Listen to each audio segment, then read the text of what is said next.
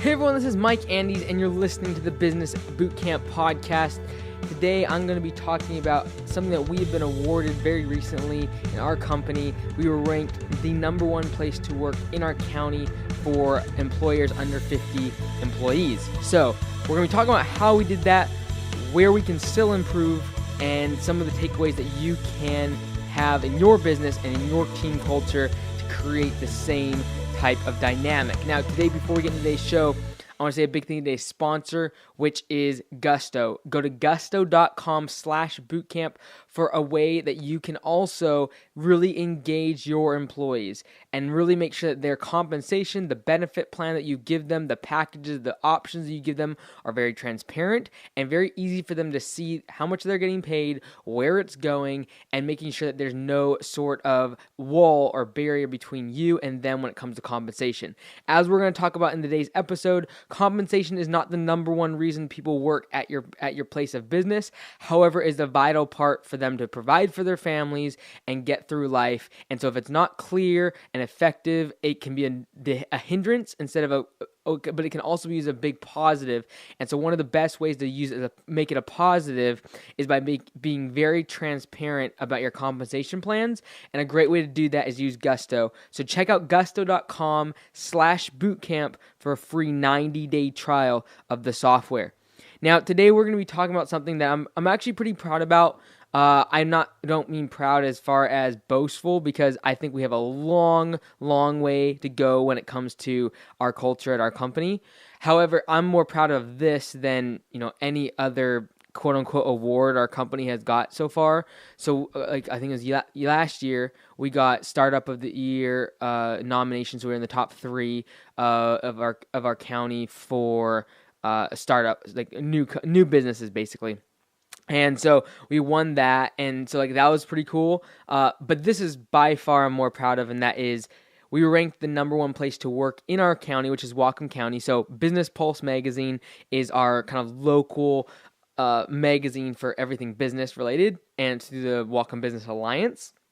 So if you go to Business Pulse magazine, their website, you can see this, and you can see the issue that was just released for September and October. It's a bi-monthly publication. And so we got voted. Basically what they did, they had surveys go out to all the employees, and we were ranked on, they were asked a whole bunch of different questions, and then they called the office and would talk to different employees. Then they came out and did site visits to where actually our crews were working. So in this whole process, they never talked to me. I was never interviewed. It was really based upon what the employees said, which I think was really good, because I know in the past when they've done this ranking, they would talk to the owners. Well, at the end of the day, the team is not about the owner, it's about the people on the team. And so I think it was a really good way that they structured this year's rankings. And so anyways, they broke it up into 3 different sections, and that was 50 employees or less, then 200 50 to 200 employees, and then 200 plus employees. And so we were in the 50 or below section, and so small businesses, and we were able to be ranked number 1. So they did it on a point scale, and each of the employees that did the surveys and the interviews had to give us a point value on certain aspects and categories of business, everything from, all sorts of things, everything, how they're paid, to the leadership of the company, and just the overall culture and the vision and all of that, and the mission and purpose behind the company. And so we were ranked, and we won that first place. So that was pretty cool. And what some of the things I took away from the whole process, and then when the rankings came out, is they ranked overall the businesses, what employees ranked as most important in their workplace. So they had 8 different categories that they were, each business was getting ranked on, and the employees were getting judged by. And so it was crazy. The number one thing, this is interesting, the number one thing that employees were looking for and ranked highest as most important in for their employer was flexibility. which I thought was really interesting. I think that's really becoming of a younger generation that's looking for flexible hours, unlimited vacation, things like that, over more pay or position or titles. Like they're looking for flexibility to be able to be with their families or to be able to do education on the weekends or in the winter or things like that. And so flexibility was ranked number one. And what's interesting is compensation was ranked number 6 out of 8 of the things that are most important to employees based on this massive survey they did, which I thought was pretty fantastic and pretty amazing. And so in between that, things like vision and philanthropy, those were ranked above as far as importance to employees above compensation. So I thought that was really interesting. I don't think it's anything new or groundbreaking, but I thought it was very interesting to see that even in our local market when they did this big ranking system. So the question is, and this is what I've been asked by some local owners of businesses that have seen the publication and have congratulated me, and they ask, well, how do you do it, or what makes it so different? And I want to preface this by saying, before I jump into kind of the few things that I think kind of make us special or make the culture at our company different. Before I jump into that, I want to say, first of all, that I don't think it's anywhere near where I want it to be, and I don't think that it's perfect by no means. And I wouldn't say that we are the script that everyone should follow. I think that we are, like I said, miles from where I want it to be. We're just dedicated to it and dedicated to making the culture better, making our people better, making our team and the interpersonal communication between our team more effective. So we're so committed to it. That's why we're starting to see this sort of stuff pop up. But you all have, listening to the podcast, have heard me talk about this sort of stuff about teams and employees and communication and teamwork and that culture within your company. You've heard me talk about this for a long, long time. And so it's very, very important to me. And so I think we're just starting to see some indicators as far as, this award and things like that of what it means to be a small business owner and actually care about your team and the culture of your company more than the dollar figures, the bottom line, and the profitability. And so I don't know if everyone can do that at different stages of life and things like that, as far as really having a triple bottom line and really not taking a lot out of the company so that you can invest in your team. That's what I'm doing. But this is kind of, I think, the beginning of the fruits of what that really bears when you start to plant those seeds of investing back in the company. And your employees are they know, like I've said this before, I said this a couple weeks back when we were out of town doing some consulting for a company. Like I said, hey, your employees know if it's genuine or if you're just making this stuff up because you think it's going to make you more profitable. And so really coming from a very vulnerable standpoint is super important, and making it very clear by your actions that the dollars and cents of the business come second to what the culture of the company is. And not only that, but the customer's always right, but they're not always number one. In my opinion, I believe my team members are number one, the customers are next, then I'm third place. And so if you can actually believe that and start to practice it, I think it starts to materialize, and that's what I think we're starting to see.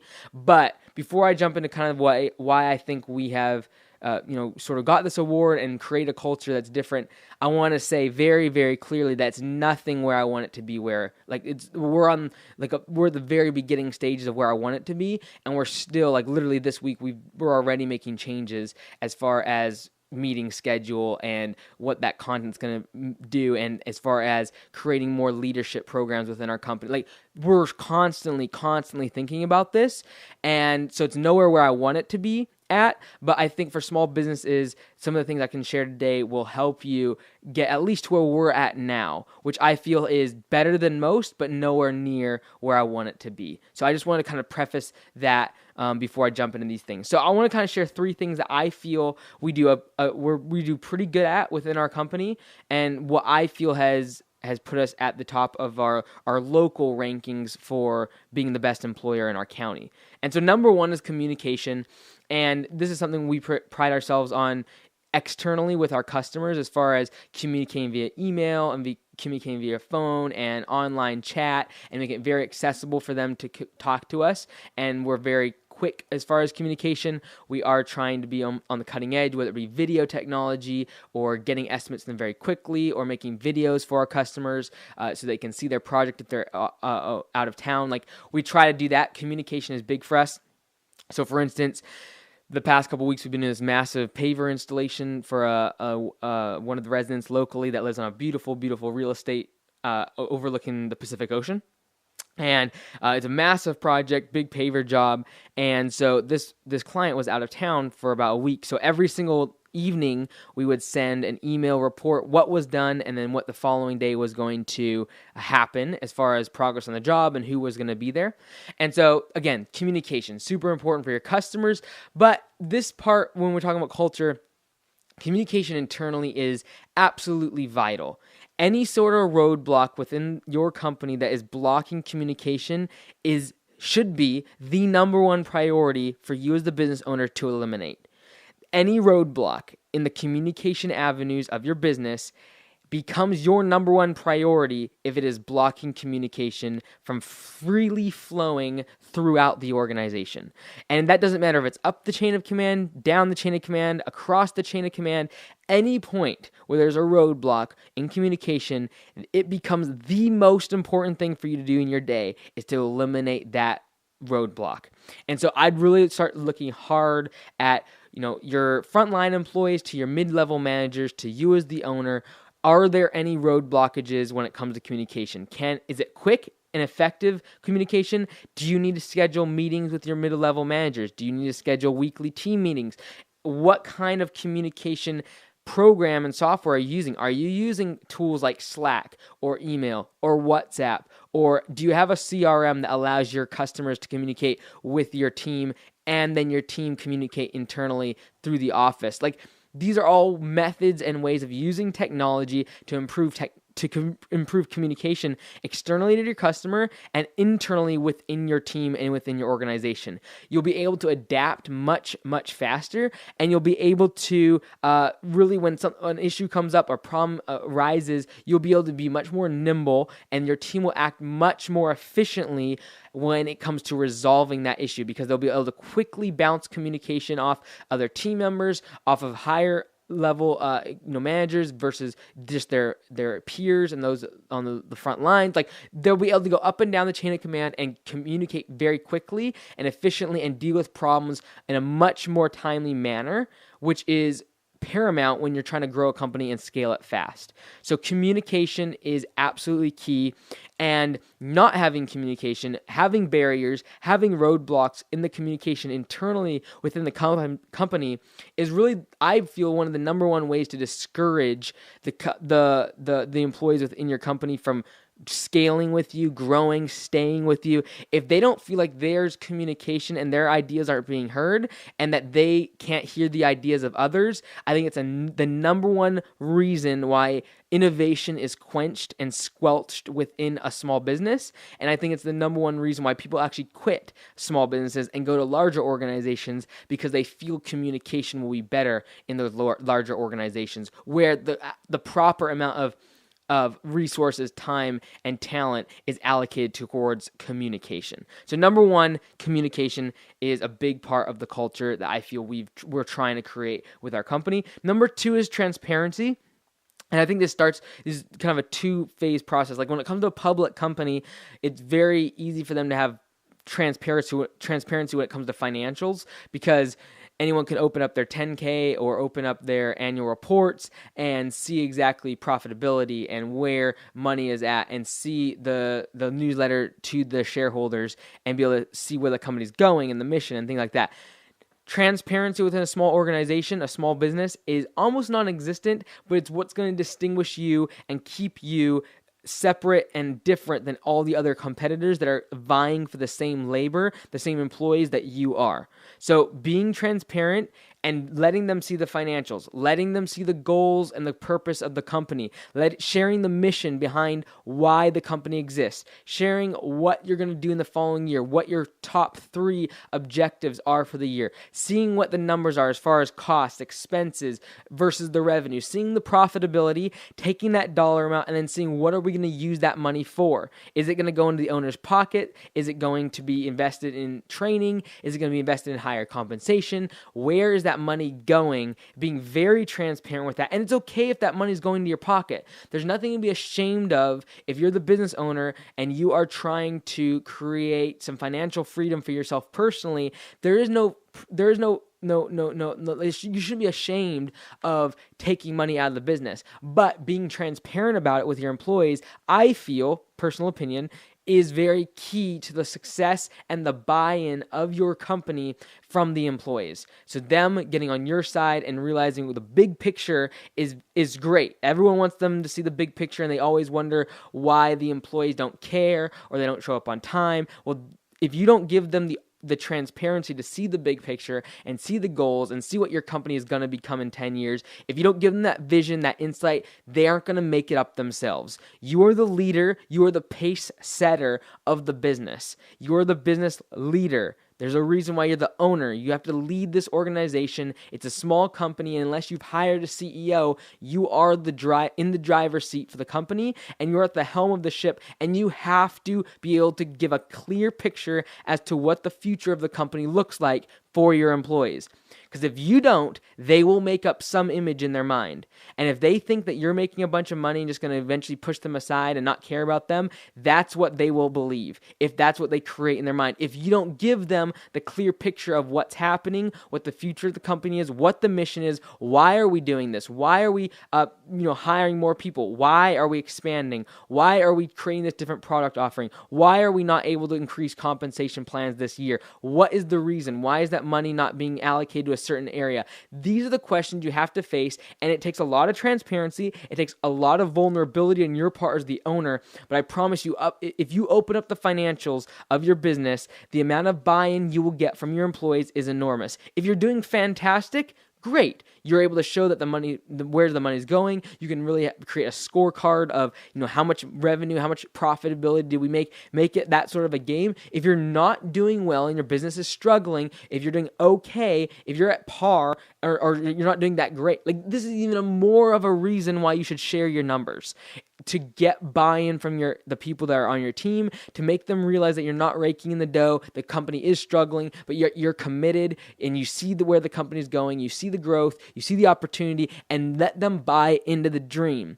Too many people, when they are doing bad, they get ashamed and thereby will not share the numbers. Too many people, when they do good, won't show the numbers because they're ashamed that now they're making a bunch of money and their employees are not getting any pay increases. And they don't want their employees to ask for pay increases because they're making a bunch of money. I believe the number one way to have great culture at your company is to have transparency. And one of the best ways to have transparency is open up the books to your employees.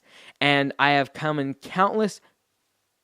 contact with countless numbers of small business owners that have a lot of resistance to that at first. And I asked them, why not? Why wouldn't you show me one good reason why you wouldn't share the numbers? And almost all the time, they'll think about it for a couple seconds and they can't come up with any good reason.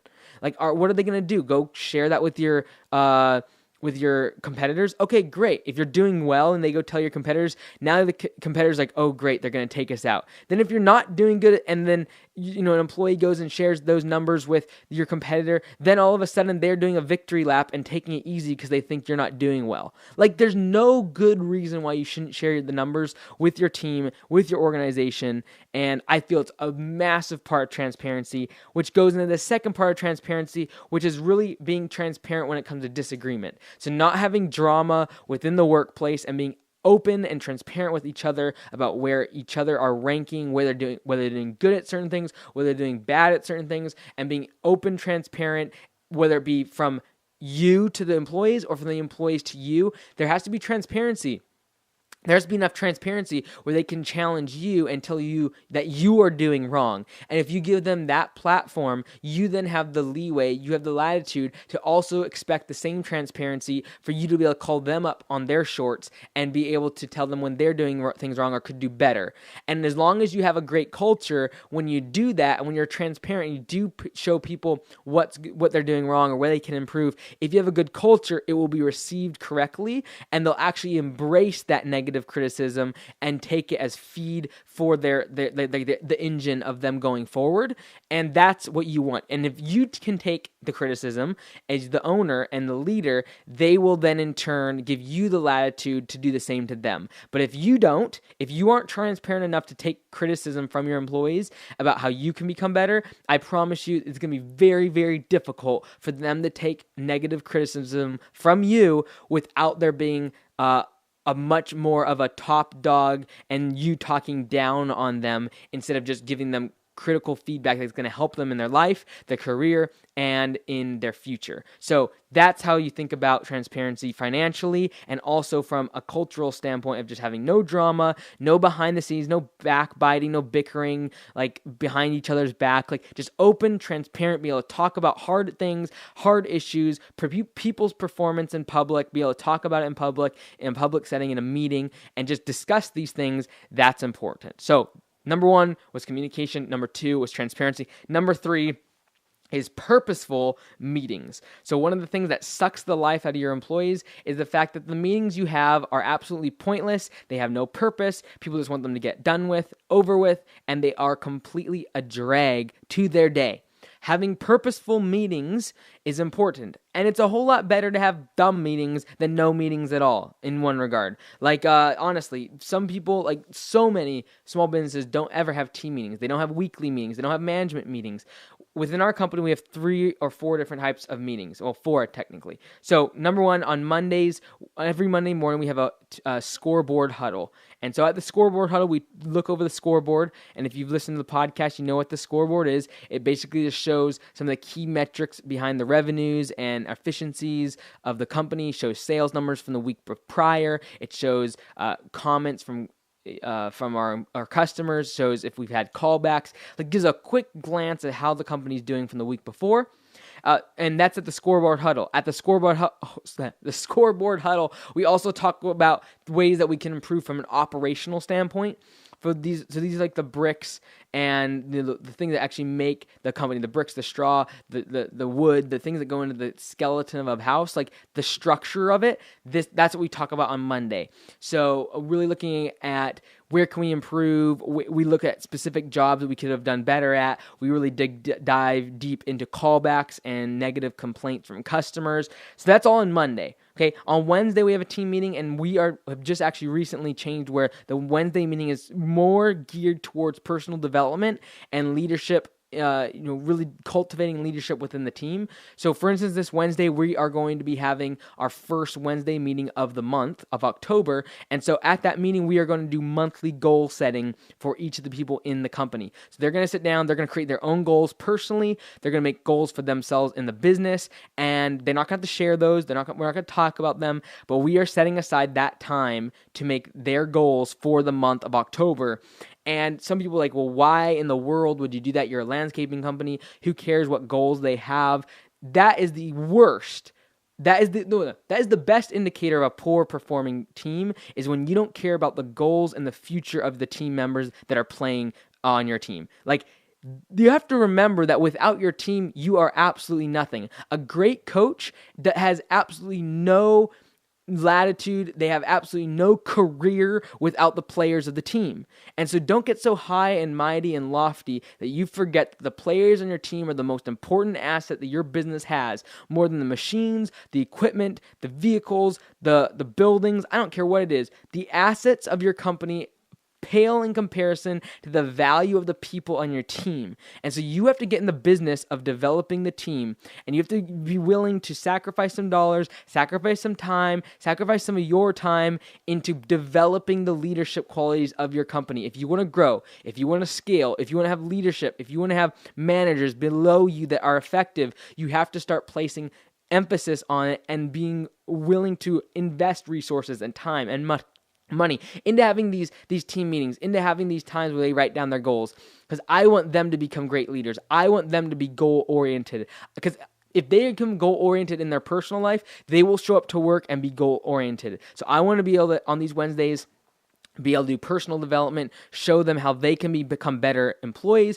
better human beings, more. We can talk about so many different areas, whether it be exercise, health, ways that they can improve themselves on from a leadership standpoint, from just so many different aspects, from an entrepreneurial standpoint, and being able to look at them as leaders and really cultivating those leadership skills is what our Wednesday meetings will be all about.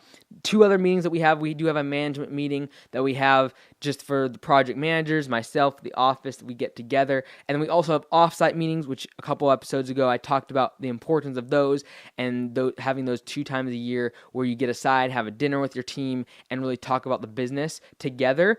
And so, those are the 3 areas that I would say kind of got us to where we are at today: communication, transparency, and purposeful meetings. And I promise you, if you do those things, it's going to help your culture, it's going to help your business, because if the culture of your company is not performing well, I promise you it's going to eventually hit the bottom line. Eventually. It might be 5 years, 10 years, 20 years, or 10 days, but eventually it's going to show up in the bottom line. The profitability of your company depends on the people of your business, and if you're not investing in the people, it will affect your profitability. That is my core belief, and that is what has got us to where we are today: communication, transparency, and purposeful meetings. And I could list probably 10 more things that we are not doing well or that I think we can improve on. And so it's by no means perfect, but it's also, I know, leagues ahead of a lot of other small business owners that are really struggling to create any sort of cohesive teamwork or culture within their company. And that being said, I think we're not even 10% of where I think it could be as far as developing our people, investing in them, and showing that we care. And I have to do a better job of that. Every single day I have to do a better job of that. And that's why I do this podcast. That's why I talk to you as business owners. That's why I help other landscapers. I'm trying to help other people realize that the bottom line is tied directly to the people within your organization. And without your people, you are absolutely nothing. And so you as the leader, if you actually believe that, I promise you it would change the way you start to allocate funds, talk to your people, communicate, how transparent you are. And I promise you when you show up at meetings, it's going to affect the way you talk to your team. And so by no means are we at where I want to be, and by no means are we perfect. But this award kind of, I think, was the first fruits of a lot of the seeds we've been planting over the past couple years, and I hope that something was said today that you can implement and get your team on the same page as you as the owner, because when you do, you're absolutely unstoppable, and showing up to work every day is absolutely the coolest thing, and I hope that each of you can experience that same thing. So thank you so much for listening. If you have a question on how to grow your team or how to develop it, how to make this team culture strong, go to businessbootcamppodcast.com or email me at businessbootcamppodcast@gmail.com. Thanks so much, everyone. You've been listening to Mike Andes on the Business Bootcamp Podcast. Until next time, be great. Nothing else pays.